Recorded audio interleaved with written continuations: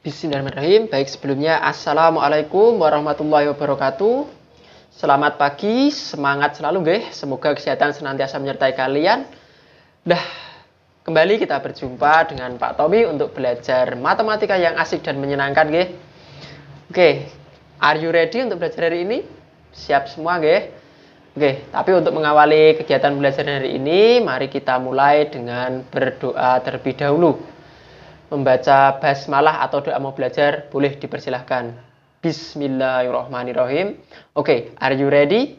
Oke, kalau sudah ready, apa yang akan kita pelajari hari ini? Nah, pada kesempatan kali ini senang sekali Pak Tommy karena masih diberi kesempatan untuk berbagi ilmu, untuk bisa belajar mengenai bangun ruang sisi lengkung.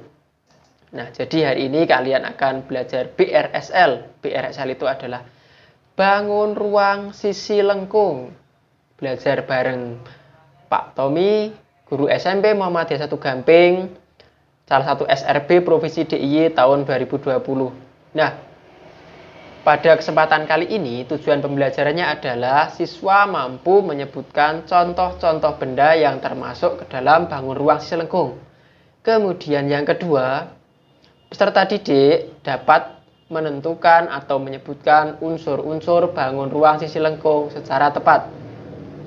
Baik, kita mulai saja tanpa perlu berlama-lama. Nah, bangun ruang dibedakan menjadi dua, yakni ada bangun ruang sisi lengkung itu sendiri, kemudian ada juga bangun ruang sisi datar atau biasa disingkat BRSD. Nah, BRSD sudah kalian pelajari dulu di kelas 8. Nah, sekarang di kelas 9 kita fokus ke bangun ruang sisi lengkung. Oke, kita mulai saja untuk bangun ruang sisi lengkung. Nah, pada kesempatan kali ini, bangun ruang sisi lengkung akan kita pelajari secara seksama dan tentunya kalian harus penuh konsentrasi. Siapkan alat tulisnya dulu loh ya. Nah, bangun ruang sisi lengkung, nanti kita akan belajar 3 benda, yakni tabung, kemudian kerucut, kemudian gelas, atau yang terakhir adalah bola. Nah, kita pelajari satu persatu. Kita mulai, kita klik tabung di sini. Nah, nanti di dalam tabung ini sendiri kita akan belajar mengenai ini ya, contoh benda, kemudian unsur-unsur tabung, ada luas selimut tabung, ada luas permukaan tabung, kemudian ada volume, kemudian ada latihan soalnya. Tapi seperti yang sudah Pak Tommy sampaikan di awal, kita hanya akan membahas dua ini, contoh benda dan unsur-unsur dulu. Nanti di part selanjutnya baru kita akan bahas luas selimut, luas permukaan, volume, dan soal. Langsung kita mulai, kita klik contoh benda. Nah, contoh benda yang termasuk ke dalam tabung. Nah, contoh benda yang termasuk tabung. Nah, di sini adalah yang pertama apa? Kita lihat. Nah, contohnya adalah tangki Pertamina. Ini sering kalian jumpai. Tangki-tangki air juga.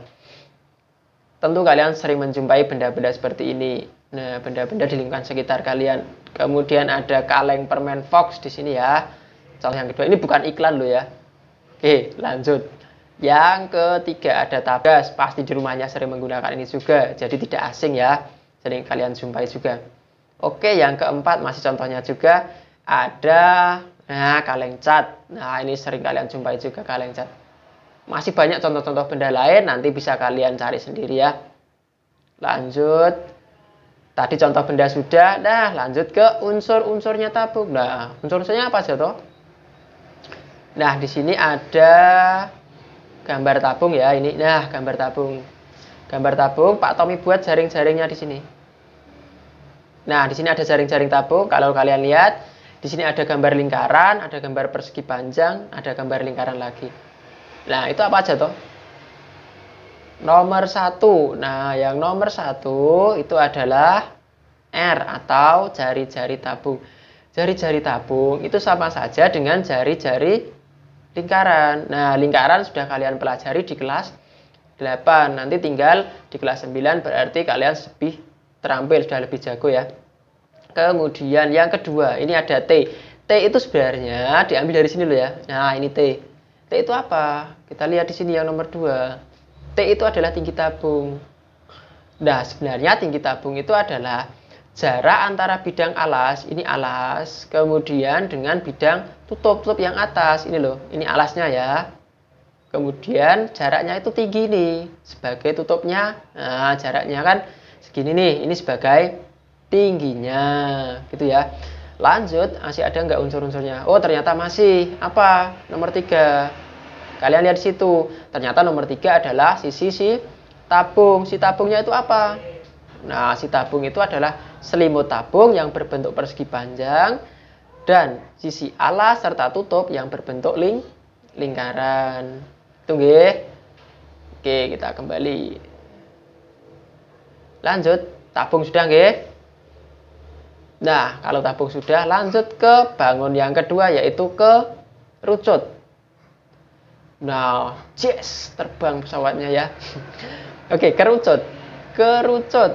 Nah, sama seperti tabung sebenarnya. Nanti kita akan belajar tentang contoh benda, kemudian unsur-unsurnya si kerucut sendiri. Lanjut yang ketiga adalah luas selimut kerucut, kemudian luas permukaan kerucut, kemudian ada volume tentu, kemudian ada soal. Nah, tapi seperti tujuannya tadi di awal Pak Tommy sampaikan, kita hanya akan belajar ini, contoh benda dan unsur-unsur. Oke, kita mulai deh. Contoh benda yang termasuk kerucut itu apa toh? Representasinya itu seperti apa toh bendanya? Nah, kita mulai saja daripada penasaran. Nah, oke ya. Wah, ya dibuang itu. Ini ada gambar pemandangan indah, gunung ya, bukit ya, perbukitan itu sudah representasi dari kerucut. Jadi Pak Tommy arahkan backgroundnya aja, Pak Tommy ambil bangun yang berbentuk kerucut. Nah, contoh benda berbentuk kerucut. Ini gambar kerucut, semua sudah tahu. Kerucut. Nah, yang bapaknya atau tetangganya atau apa saudaranya sebagai petani tentu sudah tahu ya, ini topi caping biasa digunakan oleh Pak Tani. Ini bentuknya kerucut. Lanjut yang asli Jogja atau sering main-main ke Jogja ini ya, Monjali, Monumen Jogja Kembali. Ini bentuknya juga representasi dari bangun ruang Silengkung kerucut.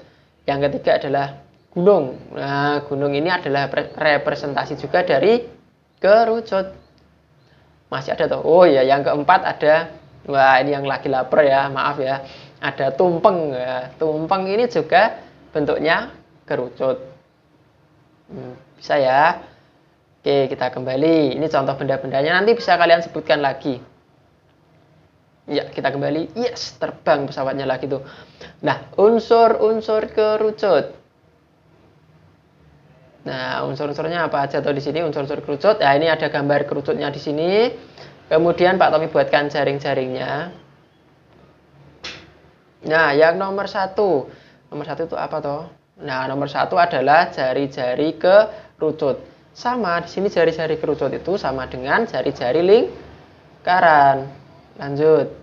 Yang nomor 2. Oke, nomor 2. Apa tuh nomor 2? T, dilambangkan T di situ. Nomor 2 adalah tinggi kerucut. Nah, jarak antara bidang alas dan bidang tutup. Tutupnya apa? Maksudnya titik puncak ya ini. Nah, jadi ini alasnya dengan tutupnya ya titik puncaknya ini gitu loh. Kemudian ada S. S itu apa?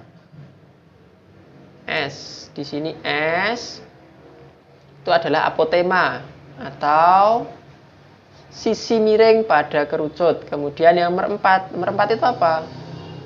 Nah, nomor 4 adalah sisi kerucut. Sisi kerucut itu adalah selimut kerucut yang berbentuk juring lingkaran. Ini loh, yang bentuknya segitiga, kemudian ada lengkungnya di bawah. Ini kan gambar juring lingkaran dulu di kelas 8. Kalian udah belajar. Kemudian nomor 4 ini juga mencakup alas berbentuk lingkaran ini ya. Jadi ini selimutnya kerucut, kemudian ini alasnya kerucut tadi. Ini disebut sisi kerucut ini. Bisa nggih? Nah, itu untuk kerucut. Unsur-unsurnya seperti ini. Kita kembali ke rumah, ke menu utama. Nah, selanjutnya tabung sudah, kerucut sudah, berarti jelas kita belajar tentang bola. Yang cowok-cowok sering main bola ini pasti ya. Oke, bola. Ada apa jadi bola di sini? Ya, bola, ya bola gambarnya seperti itu. Ada contoh bendanya, kemudian unsur-unsur, ada volume, ada luas permukaan, kemudian ada yang terakhir ada soal. Nah, seperti yang Pak Tommy sampaikan di awal tadi, kita hanya akan belajar contoh benda dan unsur-unsur ini loh. Oke, ini ya. Oke, kita klik coba contoh benda itu. Ada apa aja tuh contoh bendanya? Iya. Gambar laptop ya itu ya, bukan gambar laptop yang kita pelajari anak-anak. Nah, ini contoh benda berbentuk bola ini loh. Nah, apa aja tuh? Representasi bola. Yang cowok-cowok udah pernah lah. Kalau cowok-cowok nggak pernah main bola itu ya gimana ya? Ya, hanya sekilas ya. Ini bola apa ini? Yang sering nonton Piala Dunia ini. Bola sepak bola, bentuknya seperti ini. Ini salah satu representasi dari unsur bangun ruang yang berbentuk bola sepak bola. Nah, ini. Yang kedua ada bola basket. Michael Jordan, yang penggemarnya Michael Jordan itu tentu sering ya lihat bola basket, NBA, ABL. Nah, ini ya bola basket. Yang ketiga ada bola tenis, Roger Federer, Novak Djokovic. Nah, ini pemain-pemain tenis ya, bola tenis. Nah, contoh-contoh lain ada bakso, itu bentuknya bola. Yang lagi lapar, ayo. Nah, merapat. Semangat belajar ya. Nah, bola tenis ini contoh yang representasi bentuk bola. Seperti itu ya anak-anak ya. Nah, kita kembali coba. Oke, kita kembali ke tadi. Nah, contoh bendanya sudah. Lanjut ya. Oke, kita klik unsur-unsur. Unsur-unsur ada apa aja tuh ini? Loh, kok ada pemandangan? Bukan seperti itu, nggih. Nah, kita klik coba unsur-unsur bola. Apa aja di sini? Ini gambarnya bola tadi. Ya, di sini ada P. P itu adalah apa? P itu adalah pusat bola atau titik tertentu pada bola ini di sini ya. Oke.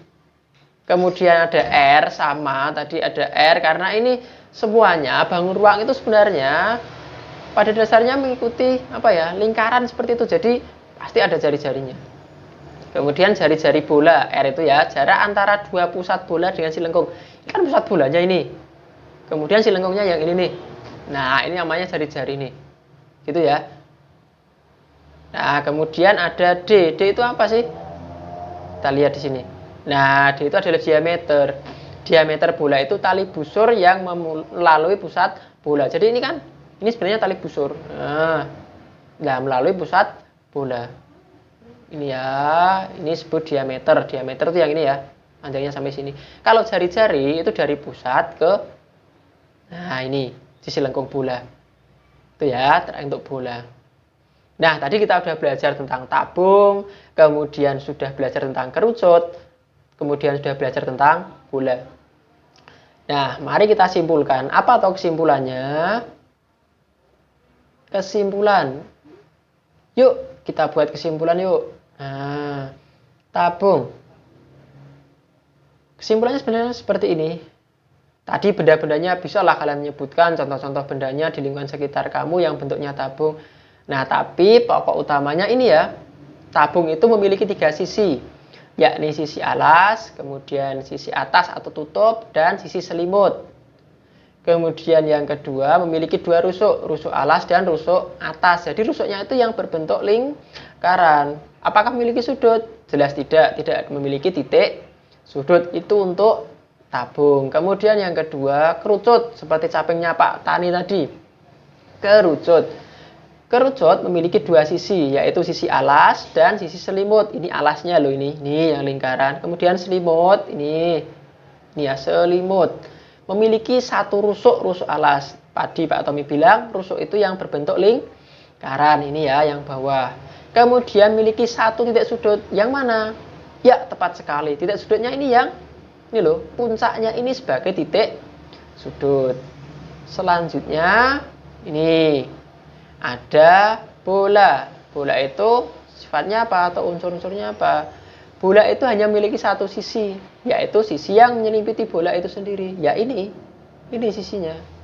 Rusuk, nah rusuknya jelas tidak ada. Titik sudut apalagi? Nggak ada ya. Nah, itu tadi kesimpulannya. Tadi kalian sudah bisa belajar tentang contoh-contoh bendanya. Nanti setelah ini di pembelajaran Pak Tommy akan meminta kalian menyebutkan benda-benda apa saja yang termasuk ke dalam tabung, kerucut, dan bola. Kemudian nanti Pak Tommy beri pertanyaan unsur-unsur. Bagi yang sudah melihat, pasti ini bisa. Nah, oke, begitu saja ya. Coba kita close. Wah, oke. Terima kasih sambil goyang-goyang terima kasihnya. Wassalamualaikum warahmatullahi wabarakatuh. Senang belajar hari ini ya. Tetap semangat, jaga kesehatan.